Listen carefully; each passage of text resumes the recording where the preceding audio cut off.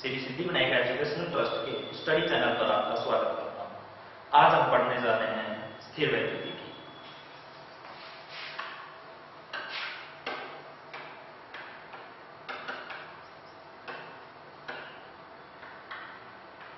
स्थिर वैद्युतिकी भौतिक विज्ञान की वह शाखा है जिसमें स्थिर आवेशों की आपस में अन्योन्य क्रियाओं का अध्ययन किया जाता है, अर्थात इसमें किन्हीं भी दो या दो से अधिक आवेशों के मध्य लगने वाले बल और उनके गुणों का अध्ययन किया जाता है। स्थिर वैद्युतिकी में स्थिर से प्राय अवस्था है। इसमें आवेश स्थिर अवस्था में होंगे या बहुत ही धीमी गति से गति कर रहे होंगे। दूसरा शब्द वैद्युतिकी। वैद्युतिकी शब्द का अर्थ है आवेश। नाउ आवेश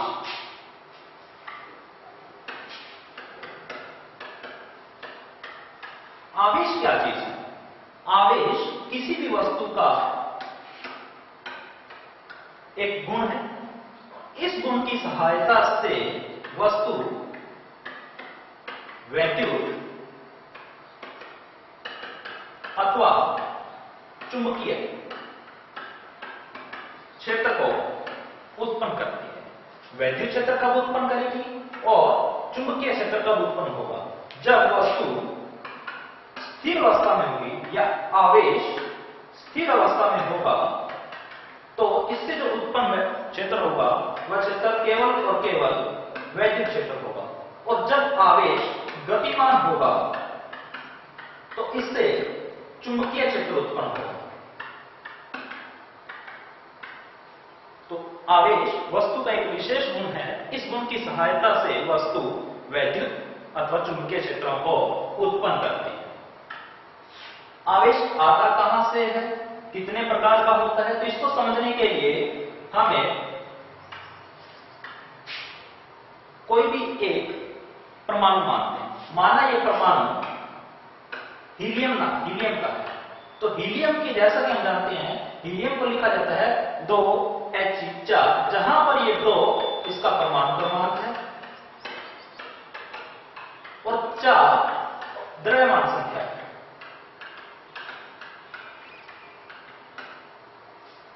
इसका परमाणु क्रमांक 2 होने के कारण हम कह सकते हैं कि इसके अंदर 2 प्रोटॉन हैं और 2 ही इलेक्ट्रॉन हैं। यदि इस परमाणु को हम आयनन ऊर्जा दे दें तो इसका एक इलेक्ट्रॉन इस परमाणु से बाहर आएगा। प्रारंभ में क्या होगा? प्रोटॉनों की संख्या और इलेक्ट्रॉनों की संख्या आपस में बराबर होगी। लेकिन जैसे ही आयनन ऊर्जा इसको दे दी जाएगी तो एक इलेक्ट्रॉन बाहर आ जाएगा। जैसे ही इलेक्ट्रॉन बाहर आएगा तो प्रोटॉनों की संख्या इलेक्ट्रॉनों की संख्या से बढ़ जाएगी। अर्थात कुल धनावेश परमाणु में उपस्थित कुल ऋणावेश से अधिक हो जाएगा। जैसे ही धनावेश अधिक हो जाएगा तो यह परमाणु धनावेशित बोला जाएगा। ठीक इसी प्रकार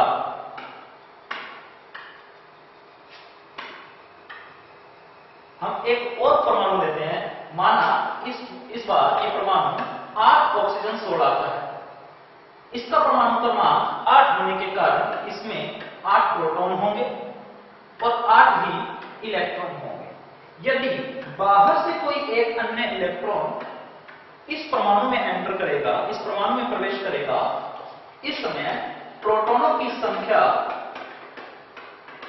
पहले 8 थी और इलेक्ट्रॉनों की संख्या भी 8 थी। लेकिन बाहर से जैसे कोई इलेक्ट्रॉन अंदर प्रवेश करता है तो इलेक्ट्रॉनों की संख्या प्रोटॉनों की संख्या से बढ़ जाती है। प्रोटॉनों की संख्या तो 8 है और इलेक्ट्रॉनों की संख्या इसमें 9 है। तो इलेक्ट्रॉनों की संख्या बढ़ने के कारण इस परमाणु में ऋणावेशित जो भाग है वो ज्यादा हो जाता है, अतः यह जो परमाणु है ये ऋणावेशित कहा जाएगा। जैसा कि हमने पढ़ा है कि इलेक्ट्रॉन के बाहर जाने पर और किसी भी इलेक्ट्रॉन के अंदर आने पर परमाणु जो है वो आवेशित होता है, अतः हम यहां से बता सकते हैं कि परमाणु के जो आवेशन है या किसी भी वस्तु का कोई भी आवेशन है, आवेशित होने के लिए केवल और केवल इलेक्ट्रॉन ही उत्तरदायी है। प्रोटॉन कभी भी परमाणु से ना तो बाहर जाता है ना बाहर से कोई भी प्रोटॉन अंदर आता है, अर्थात आवेशन के अंदर प्रोटॉन का कोई भी उत्तरदायी नहीं होता, इसका कोई भी भाग कोई भी अपना रोल प्ले नहीं करता। तो आवेश यहां से हम कह सकते हैं कि आवेश दो प्रकार के होते हैं, नंबर 1 धनावेश और नंबर 2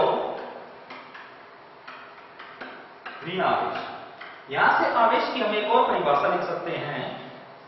इस परिभाषा के अनुसार किसी भी परमाणु के अंदर इलेक्ट्रॉन की अधिकता या इलेक्ट्रॉन की कमी, यदि इलेक्ट्रॉन बाहर जाएगा तो इलेक्ट्रॉन की कमी, और यदि बाहर से कोई इलेक्ट्रॉन अंदर आएगा तो इलेक्ट्रॉनों की अधिकता, अर्थात किसी भी परमाणु में इलेक्ट्रॉनों की कमी या इलेक्ट्रॉनों की अधिकता ही आवेश है। आवेशन की विधियां, अब आवेश को उत्पन्न कैसे किया जा सकता है? तो आवेशन की विधियां होती हैं, इसमें मुख्यतः 3 विधियां हैं अपने पास। नंबर 1 घर्षण द्वारा, नंबर 2 संपर्क द्वारा, या इसको बोल सकते हैं हम चालन द्वारा, और नंबर 3 प्रेरण द्वारा।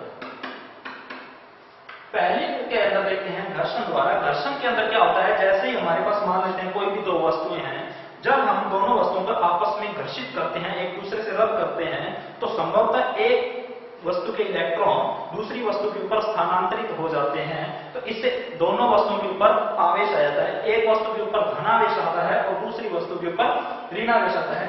जिस वस्तु, मान लेते हैं कि कोई दो वस्तुएं हैं, एक वस्तु A है एक वस्तु B है, इन दोनों को आपस में घर्षित किया जाता है, इन दोनों को रद्द करते हैं। जैसे ही हम रद्द करते हैं तो मानते हैं कि इसके इलेक्ट्रॉन B के अंदर ट्रांसफर हो रहे हैं। सतह A से इलेक्ट्रॉन सतह B पर स्थानांतरित हो रहे हैं। जिस सतह से इलेक्ट्रॉन स्थानांतरित होता है वह सतह या वह वस्तु धनावेशित हो जाती है, और जिस पर स्थानांतरित हो रहा है वह सतह या वह वस्तु ऋणावेशित हो जाती है। तो इस प्रकार घर्षण द्वारा आवेश उत्पन्न किया जाता है। नंबर 2 चालन द्वारा। चालन द्वारा इस प्रकार की विधि के अंदर किन्हीं भी दो आवेशित वस्तुओं को आपस में संपर्क में लाकर उन्हें आवेशित किया जाता है। जैसे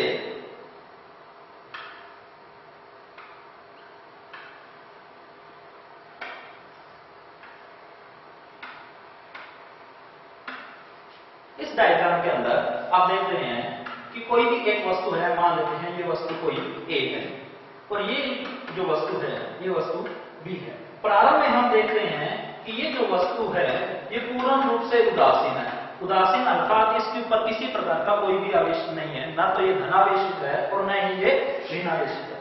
लेकिन दूसरी कंडीशन के अंदर, इस कंडीशन के अंदर हम देख रहे हैं कोई एक वस्तु B है, ये वस्तु B ऋणावेशित वस्तु, जैसे ही इसे A वस्तु के संपर्क में लाया जाता है तो इस B से ऋणावेश वस्तु A के ऊपर स्थानांतरित होने लग जाता है।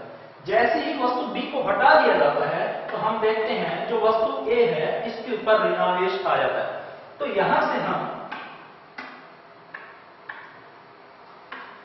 ये कंक्लूजन निकाल सकते हैं कि चालन द्वारा जो आवेशन होगा, इस प्रकार के आवेशन में समान प्रकृति का आवेश, समान प्रकृति का आवेश उत्पन्न होता है। समान प्रकृति का मतलब जैसे हम इस डायग्राम में देख रहे हैं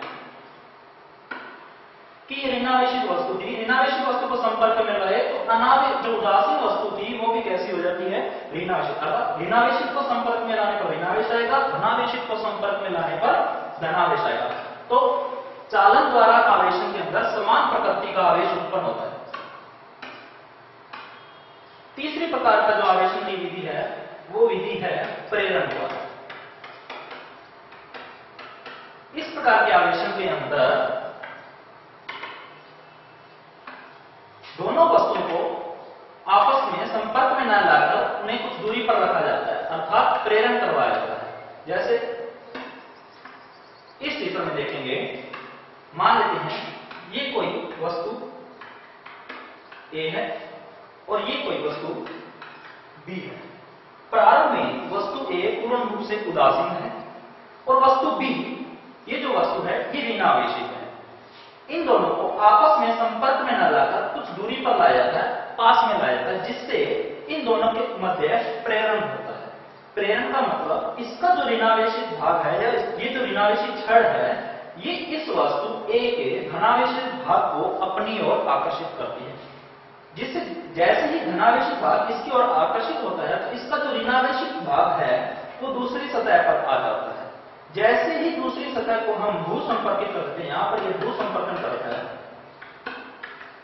जैसे ही इसको भू संपर्कित करते हैं तो इसका जो ऋणावेशित भाग है ये पृथ्वी में चला जाता है। जैसे ही इस छड़ को हटा दिया जाता है तो हम देखते हैं कि इस वस्तु पर, वस्तु A के ऊपर धनावेश आ जाता है। तो यहां से हम क्या कंक्लूजन निकालते हैं,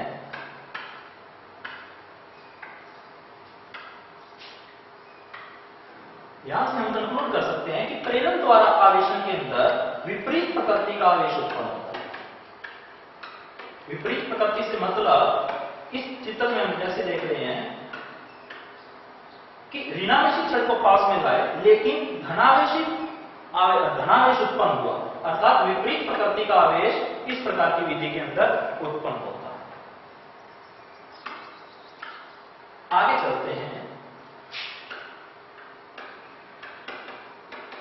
आवेशों के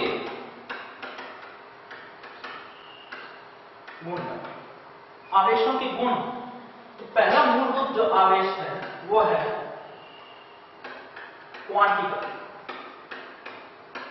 क्वांटाइजेशन।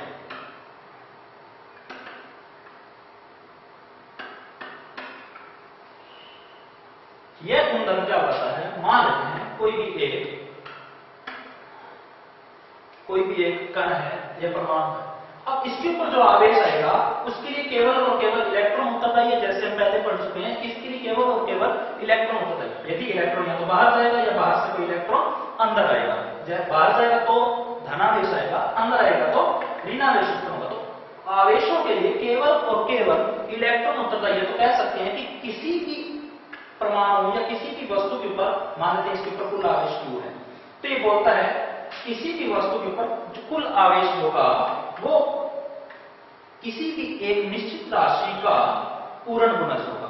या तो ये धनावेश हो सकता है और या ये ऋणावेश, दोनों हो सकते हैं, धनात्मक भी हो सकता है और ये ऋणात्मक भी हो सकता है। जहां पर ये जो नंबर है E, ये है एक इलेक्ट्रॉन पर आवेश,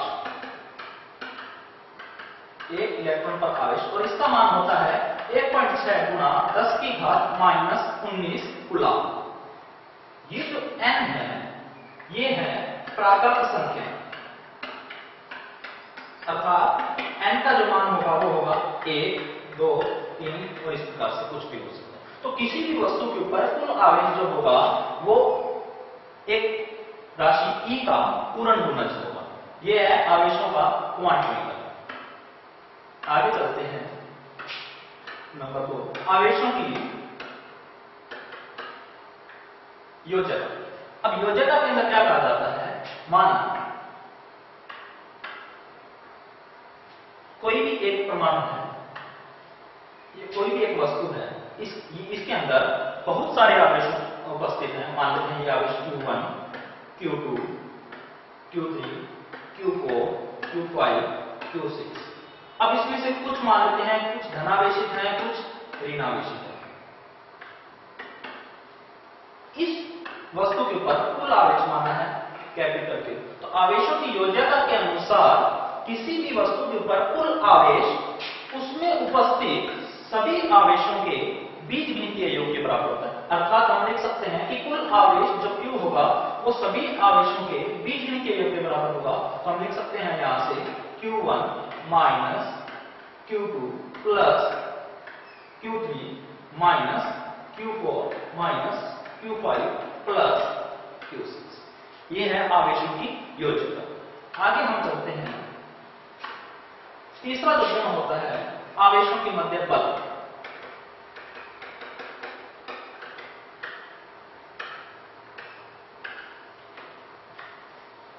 इसके अनुसार समान प्रकृति के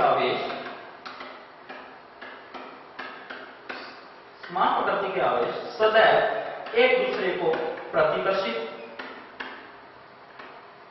और विपरीत प्रकृति के आवेश एक दूसरे को सदैव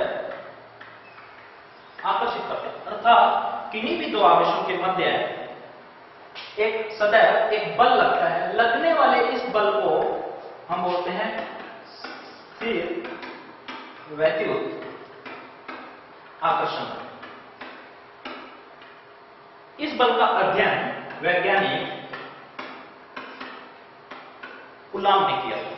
अब ये जो बल है ये आवेशों के मध्य या तो दो आवेश होंगे या दो से अधिक आवेश होंगे। दो या दो से अधिक आवेशों के मध्य एक बल लगता है। ये बल की प्रकृति कोई भी हो सकती है, या तो ये प्रतिकर्षण प्रकृति का होगा और या ये आकर्षण प्रकृति का होगा। तो लगने वाला यह बल स्थिर वैद्युत आकर्षण बल कहलाता है। यदि आवेश समान प्रकृति के हैं तो इनके मध्य लगने वाले बल की प्रकृति प्रतिकर्षणात्मक, और यदि ये दोनों विपरीत प्रकृति के आवेश हैं, यानी कि एक धनावेश है और दूसरा ऋणावेश है, तो इन दोनों के मध्य लगने वाले बल की प्रकृति आकर्षणात्मक होगी।